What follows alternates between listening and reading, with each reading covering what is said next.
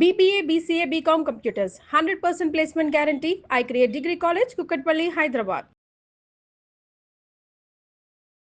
నమస్తే అమ్మా. నమస్తే అమ్మా. అమ్మ, మీరు ఏ మాట మొదలుపెట్టినా శ్రీ గురుభ్యో నమః అంటూ ఉంటారు కదా. అంటే చాలా పెద్ద విట్ట వేస్తారు గురువుకి ఎప్పుడు కూడా మీరు. అవునమ్మా. సో మరి మేమంతా ఏం చేయాలి ఈ గురు పౌర్ణమి సందర్భంగా? శ్రీ గురుభ్యో నమః అంటే గురు పరంపర మొత్తం వచ్చిందమ్మా, గురువులకు అని. గురువు అంటే మనకి ప్రత్యక్షంగా ఇప్పుడు మనకి ఉపదేశం చేసిన గురువు ఎవరైతే ఉన్నారో వారి గురువు వారి గురువు వారి గురువు అంతా వాళ్ళందరికీ అలా పరంపరగా వచ్చింది కదా. అందుకని వాళ్ళందరూ మనకి తెలియరు. అందుకని ఏం చేస్తామంటే ఆ గురువులందరికీ కూడా నమస్కారం చేసుకుంటాం. అందుకే ఎక్కడ సాధారణంగా ఇక్కడ పెద్దదవుతుందని చెప్పంగానే మామూలుగా ఎక్కడన్నా ప్రవచనాలు చెప్పాలంటే సదాశివ సమారంభాం వ్యాస శంకర మధ్యమాం అస్మదాచార్య పర్యంతాం వందే గురు పరంపరాం అని చెప్పుకుంటాం. మొట్టమొదట గురువుగా ఉన్నటువంటి ఆయన దక్షిణామూర్తి స్వరూపుడైనటువంటి శివుడు. అక్కడి నుంచి మొదలుపెట్టి మధ్యలో చాలా ఉంది పరంపర.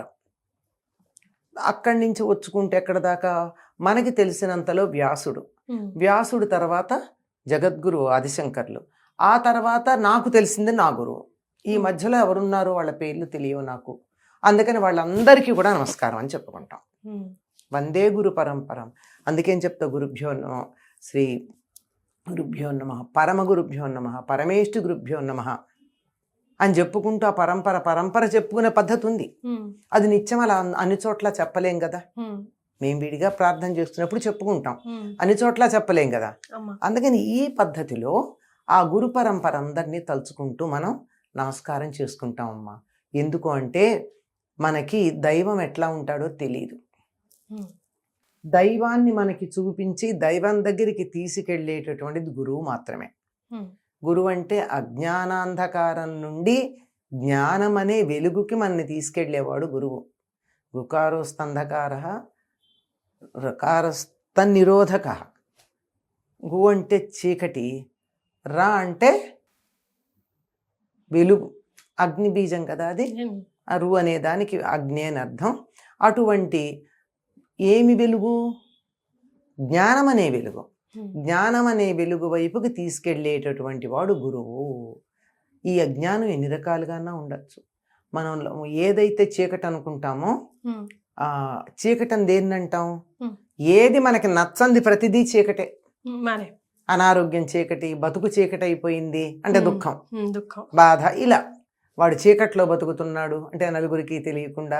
ఇట్లా ప్రతిదానికి మనం చీకటి అనేది పనికిరాని దానికి చెప్తాం. లౌకికంగా జీవితం సుఖంగా ఉండేటట్టుగా, ఆ తరువాత జ్ఞాన మార్గం వైపుకు వెళ్ళి అసలైన వెలుగు ఏదైతే ఉందో ఆ వెలుగు ఎక్కడ ఉంది అని మనకు చూపించేటటువంటి వాడు గురువమ్మ.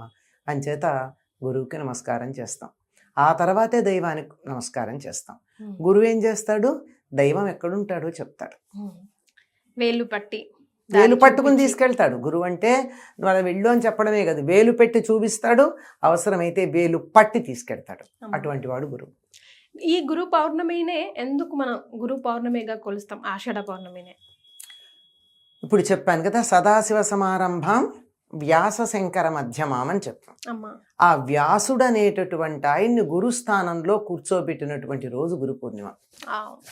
ఆయన జన్మించినటువంటిది వైశాఖ శుద్ధ పూర్ణిమగా చెప్తారు. ఆయన సత్యవతికి కుమారుడుగా జన్మించాడు. సత్యవతి దాసరాజపుత్రిగా కనపడుతుంది మనకి, పల్లెకారుడు.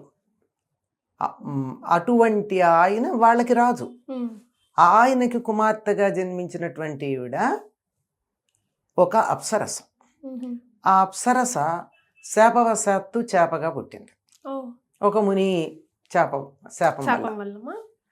అప్పుడు ఏం జరిగిందంటే ఆ వెంటనే పాపం తొందరపడి పొరపాటు చేశాను. ఎందుకంటే అప్సరస స్నానం చేస్తూ జపం చేసుకుందాం అనేటటువంటి ముని అక్కడ ఉంటే వెళ్ళి నీళ్లలో చేపాకారంతో నీళ్లు చిలకరించి ఆయన ధ్యానాన్ని భంగం చేసింది. ఇలాగే ఉండిపో అన్నాడు. అయ్యయ్యో తప్పైపోయింది, నాకు మరి మార్గం ఏమిటి అంటే, నీ కడుపున సంతానం కలిగాక నీకు పోతుంది. అది ఉపరిచర వసువు యొక్క వీర్యం ఆవిడ మింగడం జరిగింది. ఆయన తన భార్యను తలుచుకుని తన వీర్యాన్ని వృధా చేయకూడదని భార్యకి పంపిస్తూ ఉంటే ఒక పక్షి మెడకి కట్టి ఇంకొక పక్షి అది మాంసం అనుకుని దీన్ని తీసుకోవడానికి తొందరపడి తగాదా పడితే అది కాస్త కింద పడింది. కింద ఉన్నటువంటి కొలంలో ఉన్న ఈ చేప మింగేసి అచ్చోదన. రాసి పెట్టుంటే ఎక్కడి అది నుంచి ఎలా అయినా తప్పదు. వచ్చేస్తుంది కదా. అది దాంట్లో 2 పిల్లలు లోపల కవల పిల్లలు తయారయ్యారు. చాలా పెద్ద చేప దొరికిందని చెప్పి ఈ పల్లెకారులు వాళ్ళ రాజు దాసిరాజుకు తీసుకెళ్ళి ఇచ్చారు. ఆయన వంటింట్లో దీన్ని వాళ్ళ వండండి అని ఇచ్చారు. ఇచ్చేటప్పటికి అక్కడ లోపల వీళ్ళు వండడానికి తీసుకెళ్ళి తరిగేటప్పటికి 2 పిల్లలు బయటకు వచ్చారు. ఒక ఆడపిల్ల, ఒక మగపిల్లాడు. ఆ మగపిల్లాడు ఒక దేశానికి రాజు అయ్యాడు. ఈ అమ్మాయి చాలా అందంగా ఉంది, పెంచుకున్నాడు. తన చేప కడుపులో ఉండడం వల్ల చేప వాసన ఉంది, అందుకని ఆవిడికి మత్స్యగంధి అని పేరు వచ్చింది. కానీ ఆవిడికి తండ్రి పెట్టినటువంటి పేరు సత్యవతి. ఉపరిచర వసువు యొక్క అంశతో అచ్చోదన అనేటటువంటి ఒకనొక అప్సరస చేప రూపంలో ఉండగా పుట్టినటువంటి ఆవిడ ఈవిడ సత్యవతి. ఈవిడ సత్యవాక్కుకి సంకేతం. సత్యం అంటే ఉన్నది ఉన్నట్టుగా చెప్పడం, పేరుకు తగ్గట్టుగా దానికి తగినట్టే పేర్లు ఉండేవి. మనకి ప్రాచీన కాలంలో పురాణాల్లో ఉన్నవన్నీ తెలుసో తెలియకో తగిన పేర్లే పెట్టేవారు. గురువులు పెట్టేవాళ్ళు. మనంతటి ఎవరంతటి వాళ్ళు గూగుల్ సెర్చ్ చేసి పేర్లు పెట్టుకోవడం కాదు, వాళ్ళ జీవలక్షణాన్ని బట్టి గురువులు పెట్టేవారు. దాసరాజు అప్పుడప్పుడు యమునా నది ఒడ్డున ఒక పడవ నడిపి ఇటు నుంచి అటు మనుషుల్ని దాటిస్తూ ఉండేవారు. ఇదంతా ఉచితంగా జరిగేవి. ఒకరోజు తండ్రి లేనప్పుడు ఈ అమ్మాయి చేస్తోంది. ఆ సమయానికి అక్కడ పరాశర మహర్షి వచ్చాడు. పరాశర మహర్షి అక్కడికి వచ్చిన సమయంలో ఆయనకు స్ఫురణ కలిగింది. ఇప్పుడు విష్ణువు యొక్క అవతారం భూమి మీద రావాల్సిన సమయం వచ్చింది, అది కూడా నా ద్వారా రావాలి. క్షేత్రం ఎక్కడా అని చూస్తే ఈ అమ్మాయి కనపడింది. అడిగాడు. అడిగితే అదేమిటండి, నేను చేపకంపుతో ఉంటాను, మీరేమో మహర్షులు, నేనేదో తక్కువ వృత్తి చేసుకునేటటువంటి దాన్ని, పట్టపగలు ఏమిటిది అంది. కన్యని మా తండ్రి గారు నీడలో ఉంటున్నాను అంది. 3 అభ్యంతరాలు కదా నీకు. 1, నీ కన్యాత్మం చెడదు. 2, నీకు అసలు ఆ చేప వాసన ఉండదు, యోజన దూరం వరకు నీ దగ్గర మంచి వాసన వస్తుంది. 2, చీకటి వెలుగు. పట్టపగలు అన్నావు కదా, పట్టపగలు ఎప్పుడూ కూడా భార్యాభర్తలు కలవకూడదు, రాక్షసులు జన్మిస్తారు.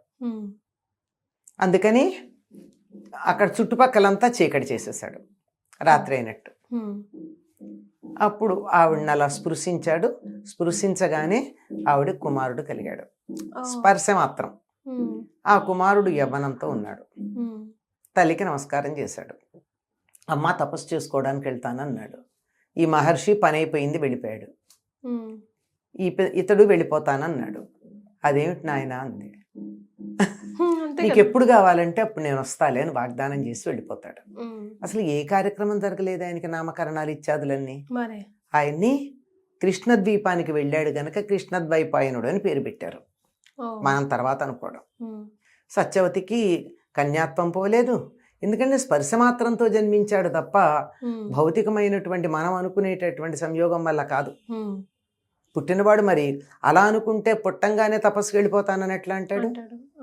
అది ఆ వెళ్ళిపోయినటువంటి అతను తరువాత వేదాలను వ్యాసీకరించడానికి తపస్సు అంతా అయ్యాక ఆయన చేయడం జరిగింది.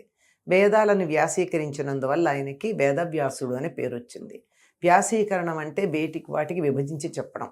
రాసులుగా ఉన్న వేదాన్ని చక్కగా విడదీసి, ఇవి పాడుకునేందుకు అనువుగా ఉండేవి, ఇవి దేవతా స్తుతిపరమైనటువంటివి, ఇవి నిత్యనైమిత్తిక క్రియలకు సంబంధించినవి, ఇవి మిగిలినటువంటి శాస్త్రాలకు సంబంధించినవి 4 భాగాలు చేసి ఈ 4 భాగాల్ని చదువుకునేందుకు వీలుగా క్రమబద్ధంగా అరేంజ్ చేశాడు.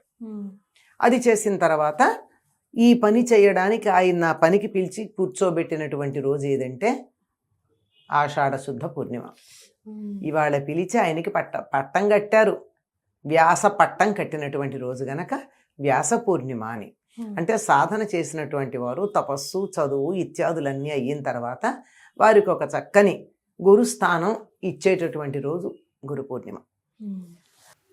సృష్టి ప్రారంభంలో మొదటి మహాయుగంలో ఉమ్, చతుర్ముఖ బ్రహ్మ 4 ముఖాల నుండి 4 వేదాలు ఒకేసారి వస్తున్నాయి.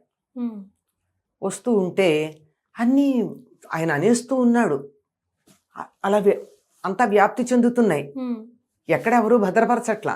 ఉమ్, అప్పుడు ఎలాగా భద్రపరచటం అంటే విష్ణువు తన అంశతో ఒక ఆయన్ని సృష్టించి 4 భద్రపరచమన్నాడు. ఉమ్, ఒకేసారి 4 ముఖాల నుంచి వచ్చేటటువంటి 4 వేదాలని విన్నదాన్ని విన్నట్టుగా భద్రపరిచాడు. ఆయన పేరు అపాంతరతముడు. ఉమ్, ఈ అపాంతరతముడు స్వయంగా విష్ణు స్వరూపం. అందువల్ల ఆయనకి ఏం చెప్తాడు, నువ్వు ఈ పని చేసావు గనక ప్రతి మహాయుగంలోనూ ద్వాపరయుగం అయిపోతూ కలియుగం రాబోయే ముందు ఉమ్, నువ్వు అవతరించి వేదాలని కలియుగంలో మనుషులకి తెలివి తక్కువ గనక ఉమ్, వాళ్ళకి అర్థమయ్యేటట్టుగా 4గా విభజించు అని చెప్పాడు. అలా విభజించి చెప్పినటువంటి దానికి వ్యాసం అంటారు. ఏదైనా సరే మనం ఒక టైటిల్ ఇచ్చి దాన్ని వ్యాసం రాయమంటే మనం అంతా అనలైజ్ చేస్తాం కదా, ఆమా. ఆ రకంగా చేశాడు గనక ఆయన వ్యాసుడు. ఉమ్, ఇది 28వ మహాయుగంలో ద్వాపర యుగం చివర తర్వాత ఉమ్, ఈ అపాంతరతముడు ఈ కృష్ణద్వైపాయనుడిగా జన్మించాడు. ఆయనకి వ్యాసపట్టం కట్టినటువంటి రోజు ఈ ఆషాఢ శుద్ధ పూర్ణిమ. అందువల్ల ఈనాడు ఎవరెవరైనా సరే ఉమ్, తమకి గురువులని భావించుకున్నటువంటి వాళ్ళని గౌరవించి వారి యొక్క ఆశీస్సులు తీసుకుంటే గురువు యొక్క అనుగ్రహం మన మీద ఉండి జ్ఞానం బాగా లభ్యమవుతుంది అని పెద్దలు చెప్తారు. ఎస్. అంటే జనరల్గా మాట్లాడుకోవడం కాకుండా అసలు గురు పౌర్ణిమ గురించి, ఆషాఢ పౌర్ణిమ గురించి స్టోరీ లాగా, అంటే మా గురు పౌర్ణమి అంటే ఉదయాన్నే లేచి తలంటే స్నానం చేసుకొని అన్ని పాలు తీసుకొని అభిషేకాలకు వెళ్ళిపోవాలో అనేదే మైండ్ సెట్లో ఉంటుంది తప్ప అసలు సారం ఈ వీడియో ద్వారా తెలుసు. అదనమాట. ఏం చెయ్యాలి, నువ్వు ఎవరిని గురువు అనుకుంటే వాళ్ళని పూజించాలమ్మా. నీకెవరో పెద్ద మంత్రాలు ఉపదేశం చేసిన గురువులు ఉండొచ్చు, ఉండకపోవచ్చు అందరికీ. కానీ నీకు పాఠాలు చెప్పిన వాళ్ళు ఎవరో ఒకళ్ళని గురువుగా భావించి మీరు గనక వారికి సత్కారం చేస్తే మీకు నిజంగా మీకు కావలసినటువంటి మంత్రోపదేశం చేసే గురువు మీ ఇంటికి నడిచొస్తాడు. అది ముందు పేరెంట్స్కి చేసుకుందాం కదమ్మా. అంతే కదమ్మా. తొలి గురువు తల్లి కదా, తల్లే కదా గురువు. ఆవిడే తీసుకెళ్తుగా మీ నాన్నను చూపిస్తుంది. ఏ రకంగా అయితే గురువు దైవాన్ని చూపిస్తాడో తల్లి తండ్రిని చూపిస్తుంది. అంతే. అంచేత తల్లికి నమస్కారం చేయండి. తండ్రి కూడా గురువే, నమస్కారం చేయండి. మీకు పాఠం చెప్పిన ఆయన గురువే, నమస్కారం చేయండి. అది అమ్మ. నాతో పాటు సుమన్ టీవీ చూస్తున్న వాళ్ళందరికీ నో డౌట్ మీరే గురువు, అందుకే మొదటి నమస్కారం మీకే. నమస్తే అమ్మ, సంతోషం. ఆ పరమ గురువులకి ఈ నమస్కారం చెందుగాక. సంతోషం. నమస్తే.